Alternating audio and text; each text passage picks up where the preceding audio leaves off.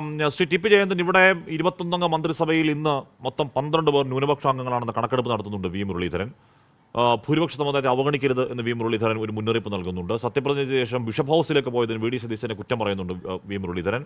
വന്ദേമാതരത്തിൽ കൊള്ളിവാക്ക് പറയുന്നുണ്ട്. അപ്പോൾ മൊത്തം സഭയിലെ 3 അംഗങ്ങളടക്കം BJP ഏതു നിലയ്ക്കാണ് പ്രവർത്തിക്കാൻ പോകുന്നത് എന്നതിൻ്റെ സൂചനകളായിരുന്നോ ഇന്നത്തെ വി മുരളീധരൻ്റെ ആ വാക്കുകൾ, ശ്രീ ടി പി ജയന്തൻ? ഹാഷ്മി, കേൾക്കാത്ത വാക്കുകളും ബഹുമാനപ്പെട്ട BJPയുടെ MLA സൂചിപ്പിച്ചിട്ടുണ്ട്.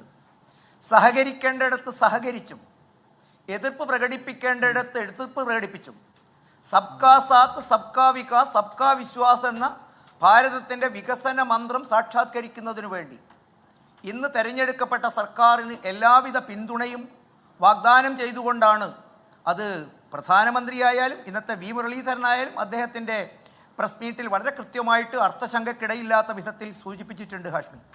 പിന്നെ ഒരു ജനാധിപത്യത്തിൻ്റെ സൗന്ദര്യം എന്ന് പറയുന്നത് വിയോജിക്കുന്നതിനോട് വിയോജിക്കാനും ചർച്ച ചെയ്യേണ്ടതായ കാര്യങ്ങൾ ചർച്ചയ്ക്ക് വിഷയീഭവിക്കാനും അത് തുറന്ന സംവാദത്തിനും തുറന്ന ആശയപരമായിട്ടുള്ള പോരാട്ടത്തിനും ഇടം നൽകുമ്പോഴാണല്ലോ നാം പറയുന്ന ജനാധിപത്യവും അഭിപ്രായ സ്വാതന്ത്ര്യവും പൂത്തുലയുന്നത്.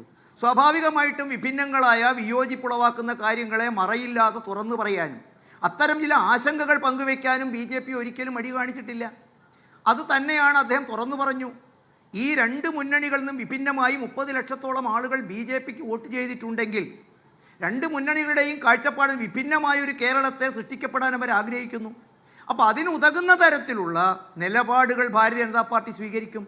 അത് BJPക്ക് ജനങ്ങൾ തന്ന മാൻഡേറ്റിനോടുള്ള കൂറാണ്, അതിനോടുള്ള ചേർത്തുവെക്കലാണ്, അതിനെ നെഞ്ചേറ്റലാണ്. അതുകൊണ്ട് അക്കാര്യത്തിൽ ഒരു വെട്ടിവീഴ്ചയ്ക്കും BJP ഇല്ലാത്തതോടൊപ്പം തന്നെ രാജ്യത്തിലെ പുതുതായി തിരഞ്ഞെടുക്കപ്പെട്ട ഒരു സർക്കാരിന് ഒരു ബ്രീത്തിങ് സ്പേസ് കൊടുക്കണം. അവർക്ക് അവരുടെ നടപടികളിലേക്കായിട്ട് മുന്നോട്ട് വെക്കണം. നല്ല കാര്യങ്ങൾ അദ്ദേഹം കലവറയില്ലാതെ പിന്തുണച്ചതും ഹാഷ്മി കണ്ടിട്ടുണ്ടാകും. മഞ്ഞക്കുറ്റി സ്ഥാപിച്ച അപ്രായോഗികവും പരിസ്ഥിതിക്കും ബഹുജനങ്ങളുടെ ജീവിതത്തിനും വളരെ മാരകമായ പ്രത്യാഘാതങ്ങൾ ഉണ്ടാക്കുന്ന അതിൽ കുറഞ്ഞ രൂപത്തിൽ ചെയ്യാൻ കഴിയുമായിരുന്ന പദ്ധതികളെക്കുറിച്ച് പഠിക്കണമെന്നും അത്തരം കാര്യങ്ങളിൽ ഗവൺമെൻറ് ചെയ്ത നല്ല കാര്യങ്ങളെ നിസ്തുലമായിട്ടും നിർഭയമായിട്ടും മറവില്ലാതെയും ശ്ലാഘിക്കാനും അദ്ദേഹം മറച്ചുവെക്കാൻ തയ്യാറായിട്ടില്ല. അതുകൊണ്ടൊരു തുറന്ന സമീപനം ഈ ഗവൺമെൻറ്റിനോട് BJP പുലർത്തും എന്നുള്ളതാണ് ഹാഷ്മി എനിക്ക് സൂചിപ്പിക്കാനുള്ളത്. ബിഷപ്പ് ഹൗസിലേക്ക് വി ഡി സതീശൻ പോകുന്നത് വോട്ടെടുപ്പിന് മുമ്പല്ല, വോട്ടെടുപ്പിന് ശേഷമാണ് അങ്ങോട്ടേക്ക് പോകുന്നത്. അദ്ദേഹം തന്നെ പറയുന്നുണ്ട്, എനിക്ക് ഇഷ്ടമുള്ള ആൾക്കാരെ കാണും, നിങ്ങൾക്ക് എന്താണ് കുഴപ്പമെന്ന് ചോദിക്കുന്നത്. അപ്പോൾ അതൊക്കെ എടുത്ത് പറയുന്നതിനകത്തൊരു ബാഡ് ടേസ്റ്റ് ഫീൽ ചെയ്തു ശ്രീ ടി പി ജയന്തൻ. അതെൻ്റെ തോന്നലാണോ? അല്ല, അത് അദ്ദേഹത്തിൻ്റെ മുൻ വാക്കുകളുമായി ചേർന്ന് പോകുന്നതാണോ എന്നൊരു വിയോജിപ്പാണ് അദ്ദേഹം സൂചിപ്പിച്ചത്. മാത്രമല്ല, നമ്മൾ മതേതരത്വ സങ്കല്പത്തിലും ജനാധിപത്യത്തിൻ്റെ സൗന്ദര്യമൊക്കെയായി പറയുന്നത് എന്താണ്? മതം മതത്തിൻ്റെ വഴിക്കും രാഷ്ട്രീയക്കാരൻ രാഷ്ട്രീയ വഴിക്കും, സീസറിനുള്ളത് സീസറിനും ജനങ്ങൾക്കുള്ളത് ജനങ്ങൾക്കും കൊടുക്കുമ്പോഴല്ലേ. അപ്പോൾ സ്വാഭാവികമായിട്ടും അദ്ദേഹത്തിൻ്റെ മുൻ വാക്കുകളോട് വിയോജിക്കാനും അതിനെക്കുറിച്ച് വ്യക്തത തേടുവാനുമുള്ള ഒരു പൊതുപ്രവർത്തകൻ്റെ അദ്ദേഹത്തിൻ്റെ അവകാശമാണ്, അദ്ദേഹത്തിൻ്റെ സംശയമാണ് അദ്ദേഹം മുന്നോട്ട് വെച്ചിരിക്കുന്നത്. തിണ്ണ നിരങ്ങുക എന്ന പദം ആര് ചെയ്താലും അത് ഇതല്ലേ എന്ന് ചോദിക്കുന്നതിൽ എന്താണ് വിയോജിപ്പ് എന്ന് എനിക്കറിയില്ല.